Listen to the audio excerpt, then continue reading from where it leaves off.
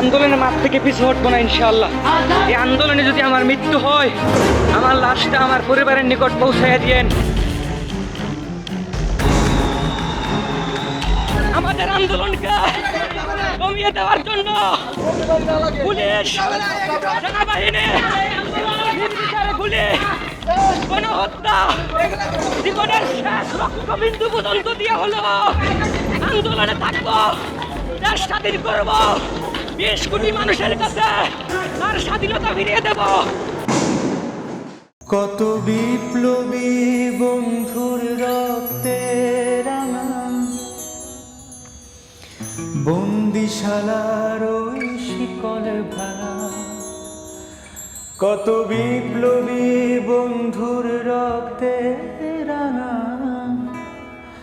বন্দিশালার ওই শিকল ভাঙা, তারা কি ফিরবে তারা কি ফিরবে আর সুপ্রভাতে? দর্শক, আজকে এই মুহূর্তে আমার সঙ্গে উপস্থিত আছেন, তার নামটা হচ্ছে তামিম ইকবাল। তিনি একজন বিশ্ববিদ্যালয়ের শিক্ষার্থী। 2024 যে জুলাই আগস্টে আন্দোলন হয়েছিল, সে আন্দোলনের একজন সক্রিয় কর্মী। আজকে তার সঙ্গে কথা বলবো, আড্ডা দেব। আন্দোলনের সেই দিনগুলোতে তার ভূমিকা, কিভাবে তিনি যুক্ত হয়েছিলেন, সেই সময়ের স্মৃতি কথাগুলো শুনবো। আশা করি ভালো লাগবে। তামিম ভাই, কি অবস্থা, কেমন আছেন? ভালো আছি, আপনি ভালো আছেন? আমিও মোটামুটি ভালো আছি। যে দর্শকদের বলে রাখি, যেটা হচ্ছে প্রাইভেট ইউনিভার্সিটির শিক্ষার্থীরা যে জায়গাটিতে আন্দোলন করেছিলেন, সেই জায়গাটিতে আমি দাঁড়িয়ে আছি। এখানে আপনি ছিলেন, আপনার দিনগুলো এখানেই গিয়েছে প্রতিদিন। সেই গল্পগুলো শুনতে চাই এবং এই জায়গাটা সম্পর্কে কিছু বলবেন। ওই সময়টা খুবই বিভীষিকাময় এবং নির্মম একটা পরিস্থিতি ছিল এই জায়গাটাতে।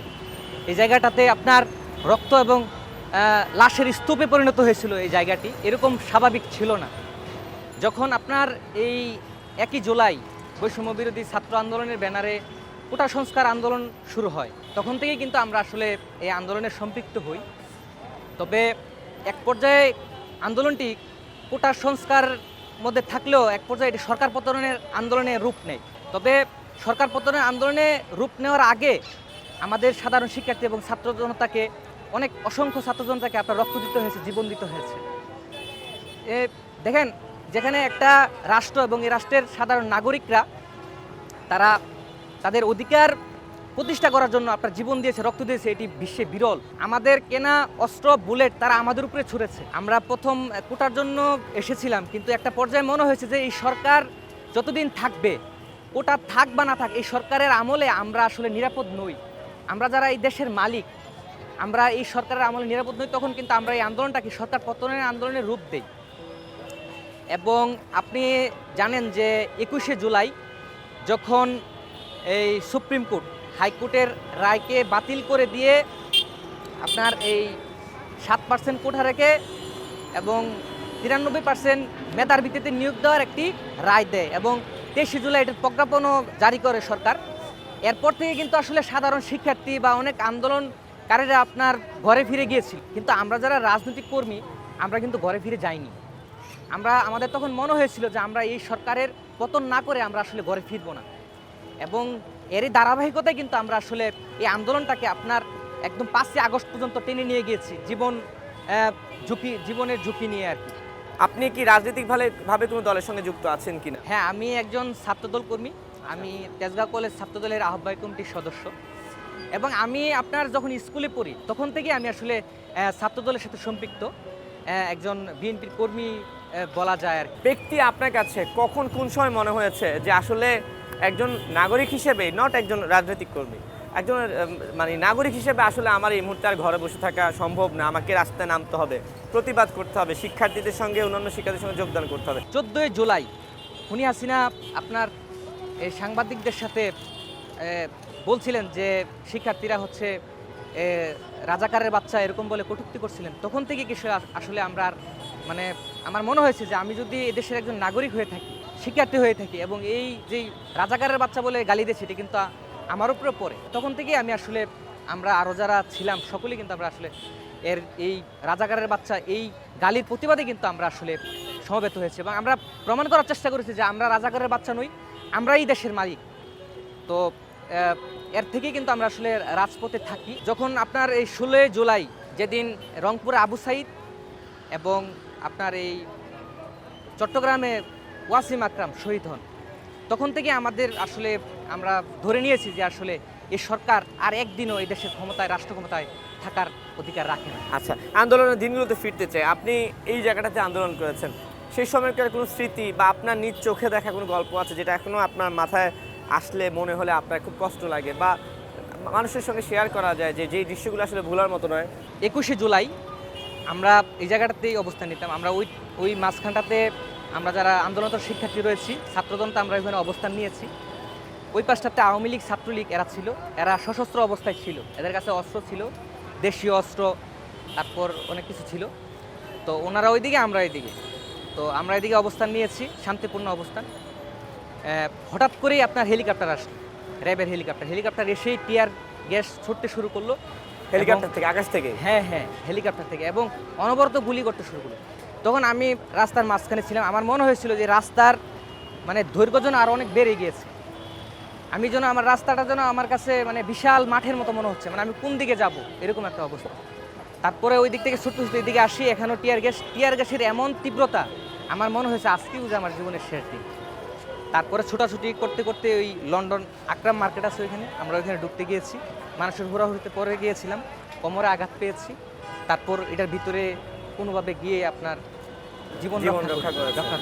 আচ্ছা, তো এই যে হেলিকপ্টার থেকে টিয়ার শেল ছোড়া হতো, গ্যাস গুলি করা হতো, অন্যান্য দলের লোকজনও আপনাদের উপর আক্রমণ করতো, এসব দেখে আসলে অনিরাপদ বা ভয় লাগতো না যে আমি আমার জানটাই যদি না জানি চলে যায়, তারপরেও আন্দোলনে যাচ্ছি, এই ভয়টা কখনো কাজ করেনি? ছাত্রদলের ব্যানারে আন্দোলনে সম্পৃক্ত হয়েছে। এখানে ছাত্রদলের পক্ষে একজন ছাত্রদল নেতা আশরাফুল ইসলাম রবিন, উনি ছিলেন, এবং বাড্ডা, তারপর ওই রামপুরাতে ওইদিকে ছিলেন আরেকজন ছাত্রদল নেতা হাসানুর রহমান হাসান। ওনারা সবাই পরীক্ষিত ছাত্রদল নেতা, ওনারা জীবনভর আপনার অত্যাচার নির্যাতন সহ্য করেছেন। ওনারা যখন রাজপথে ছিলেন তখন আমরা রাজপথে এসে জড়ো হয়েছি, এবং আমি ওই সময়টাতে, আপনিও জেনে থাকবেন, হঠাৎ দেখছিলাম যে মিডিয়াতে বিএনপি নেতা বরকতুল্লাহ ভুলু সাহেবের ছেলে ইমরান সানিয়া, ওনাকে খুঁজে পাওয়া যাচ্ছে না। তা আমরা সবাই ভাবছি যে ওনাকে হয়তো হত্যা করা হয়েছে, উনি হয়তো শহীদ হয়েছেন, এরকম ওনার পরিবারও সেটা ভাবছেন। ওনার মা ঢাকা মেডিকেলের মর্গে গিয়ে ওনার লাশ খুঁজছিলেন, ওনার লাশ পাওয়া যাচ্ছিল না, ওনাকে পাওয়া যাচ্ছিল না।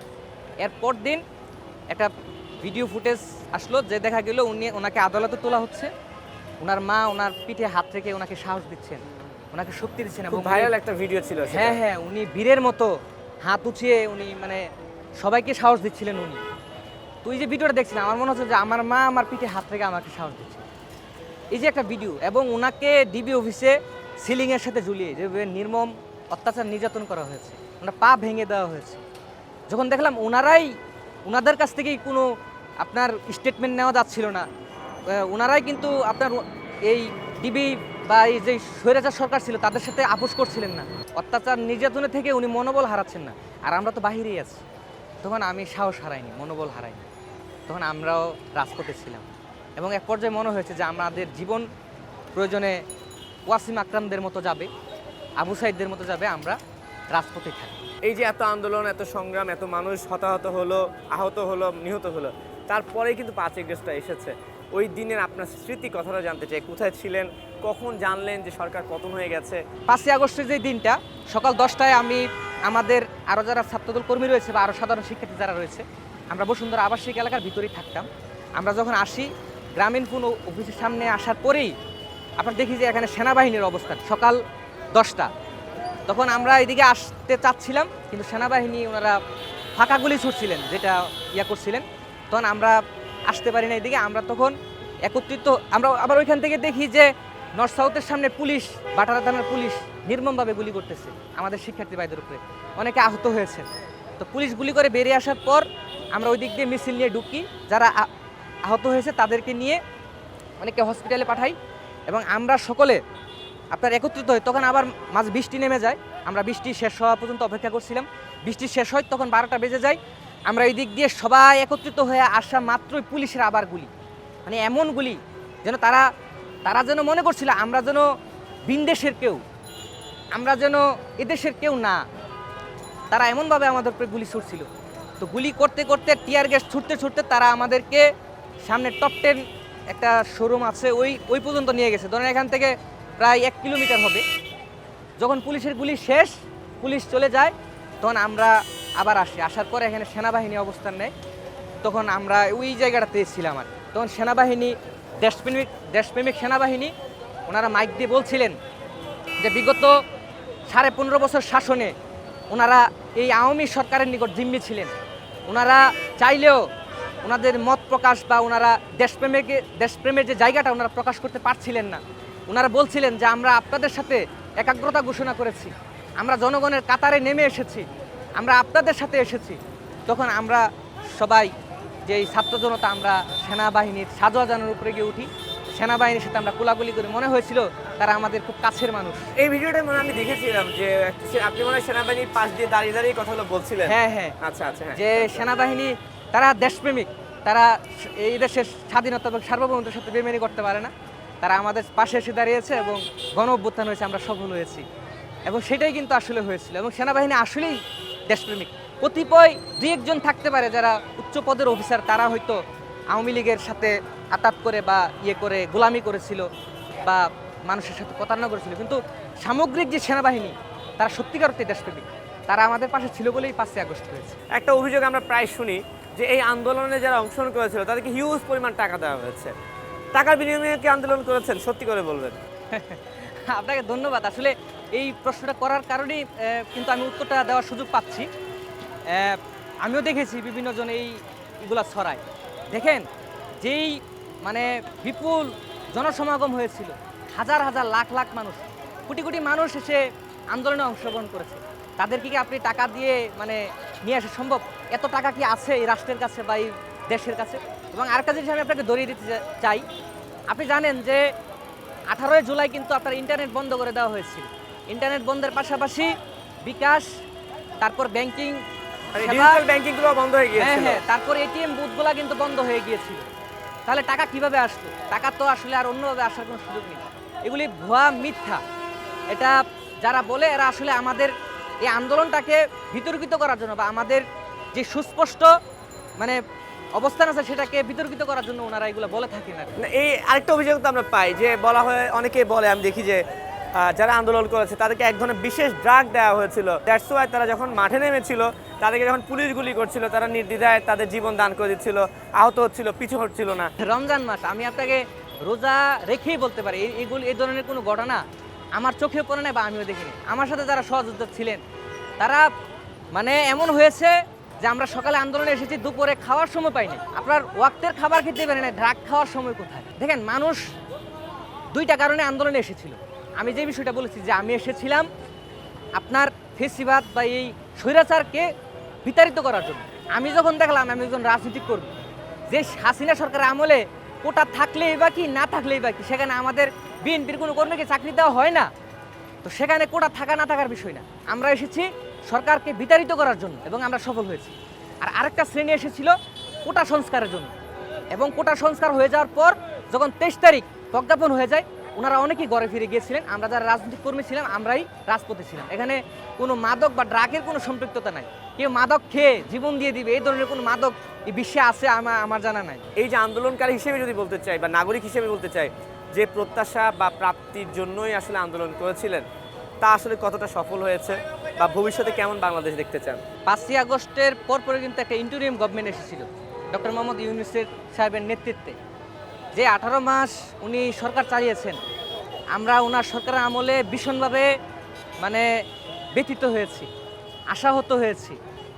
আমরা যেই কারণে আন্দোলনটা করেছিলাম, যে জুলাইয়ের যে স্পিরিট ছিল এবং যেই গণদাবি ছিল, ছাত্রছাত্রীদের যেই কারণে জীবন দেওয়া, ওইটা কিন্তু ওনারা আসলে প্রতিষ্ঠা করতে পারেন। ডক্টর মোহাম্মদ ইউনূস সাহেব হয়তো উনি একজন চেষ্টা করেছেন, সেই জায়গাতে আমরা দেখেছি যে ছাত্র প্রতিনিধি অনেকে গিয়েছেন, ওনারা সেই জায়গাটাকে বিতর্কিত করেছেন। ওনারা আমাদের জুলাইয়ের অর্জনকে কাউরান বাজারের আড়তে নিয়ে বিক্রি করেছেন। যেভাবে পেরেছেন সেভাবে তারা জুলাই বিক্রি করেছেন। এই জুলাই বিক্রেতারা অনেকে শুনে যে হাজার হাজার কোটি টাকার মালিক হয়েছে। ওনারা আমাদের জুলাইয়ের মূল স্পিরিট থেকে সরে গিয়েছেন। এবং 12 ফেব্রুয়ারি নির্বাচনের পর থেকে আজকে পর্যন্ত যে 15 দিন বিএনপি সরকারের আমরা আছি, এখন পর্যন্ত আলহামদুলিল্লাহ ভালো আছে। এবং আমার বিশ্বাস বিএনপি সরকার জুলাইয়ের স্পিরিটকে ধারণ করেই আপনার বাকি দিনগুলি পার করবে। এবং যত জনম ওনারা বিএনপি রাজনীতি করবে বা সরকার পরিচালনা করবে, এই স্পিরিটের মধ্য থেকেই করতে হবে বা ওনারা করবেন। জুলাইকে বাদ দিয়ে কেউ যদি কোনো কিছু করতে চায়, আমার মনে হয় যে ওই জায়গাতে ওনারা বেশি একটা সফল হতে পারবেন না। ঠিক আছে তামিম ভাই, আপনার সঙ্গে অনেক আড্ডা দিলাম, কথা বললাম, সে জুলাইয়ের গল্পগুলোতে আসলে ফিরে গিয়েছিলাম। ভালো থাকবেন আপনি। থ্যাংক ইউ আপনাকে। ঠিক আছে, ধন্যবাদ। এতক্ষণ দর্শক কথা বলছিলাম তামিম ইকবালের সঙ্গে। জুলাই আন্দোলন বা জুলাই আগস্ট যে অভ্যুত্থান হয়েছিল, সে অভ্যুত্থানে একজন সক্রিয় কর্মী ছিলেন এবং এই জায়গাতে দাঁড়িয়েই কিন্তু তিনি দিনের পর দিন পুলিশ বা বিজেপির গুলির মুখে দাঁড়িয়ে কিন্তু দেশের জন্য তিনি লড়াই করে গেছেন। আজকে এখানে শেষ করছি, যে এখানে থাকবেন, ভালো থাকবেন এবং সময় টেলিভিশনের সঙ্গে থাকবেন।